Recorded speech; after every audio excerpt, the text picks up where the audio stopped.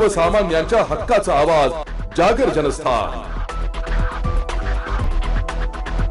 येवल्यातील एका तरुणाला ताब्यात घेत अर्धनग्न करून एका खोलीमध्ये नेऊन पट्ट्याने जबर मारहाण केल्याचा व्हिडिओ सध्या सोशल मीडियावर व्हायरल होतोय। हा व्हिडिओ मुख्यमंत्री एकनाथ शिंदे, गृहमंत्री देवेंद्र फडणवीस, पोलीस अधीक्षक यांना सोशल मीडियावर टॅग देखील करण्यात आलाय।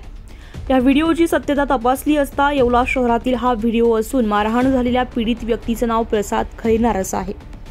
या मारहाणी प्रकरणी येवला शहर पोलीस ठाण्यामध्ये 353 कलमान्वये गुन्हा दाखल असून पोलीस मारहाण करणाऱ्यांचा शोध घेत आहे। दरम्यान या घटनेप्रकरणी ऑल इंडिया पॅन्थर सेनेने मारहाण करणाऱ्या संशयितांवर तातडीने कारवाई करा, अन्यथा तीव्र आंदोलन छेडण्याचा इशारा दिलाय। बाळकृष्ण खैरनार येवला तर माझ्या मुलावर मारहाण झालेली आहे। तर त्या गणेश परदेशी या लोकांनी सर्व लोकांनी त्याला घरात घेऊन मारलेलं आहे। त्याचं काही सस्पेन्शन निवेदन देतो का त्यांनी सर्व काही करावं।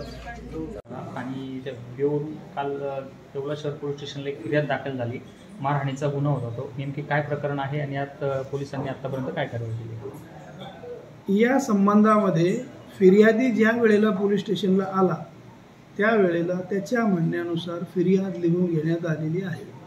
प्रचलित कायद्यानुसार आरोपितांच्या विरुद्ध गुन्हा दाखल करण्यात आलेला आहे। यामध्ये एकूण 6 आरोपी आहेत। गुन्हा दाखल झाल्यानंतर ताबडतोब पोलीस निरीक्षक पुजारी आणि त्यांची पथकं वेगवेगळ्या दिशेला रवाना झालेली आहेत। त्यानंतर आरोपीचा शोध त्यांनी घेतलेला आहे। आम्हाला विश्वास आहे यामध्ये आरोपितांना अटक करण्यात येईल। अटक करण्यानंतर प्रचलित कायद्यानुसार जी कारवाई अपेक्षित आहे ती संपूर्ण कारवाई याच्यामध्ये करण्यात येईल। कोणालाही कुठलीही गाय करण्यात येणार नाही। मालेगाव सकल मातक संघ वर्षानुवर्ष साहेब आम्ही अन्याय सहन केला आणि आजही आमच्यावर अन्यायच होतोय। म्हणजे आमच्या पोरांनी शिकू नये का? आमच्या पोरांनी पुढे जाऊ नये का? आमच्या पोरांना मरेपर्यंत मारतात। जनावराला सुद्धा लाज वाटेल ती जनावराने बघितलं असतं इतकं त्याच्या अंगावर वळ होते। आई बापा देखत मारतात। त्या आईच्या आत्म्याला काय म्हटलं असेल, आजीच्या आत्म्याला काय म्हटलं असेल? साहेब ज्यांनी कोणी केलेलं आहे त्यांना 2 दिवस नाही पण 1 दिवसाच्या आत पोलीस प्रशासनाने अटक करावं, अन्यथा ते बोकाट सुटतील। त्याची पोलिसांनी खबरदारी घ्यावी आणि झालेला अन्याय आमच्यावरचा दूर करावा अशी विनंती प्रशासनाला करतो।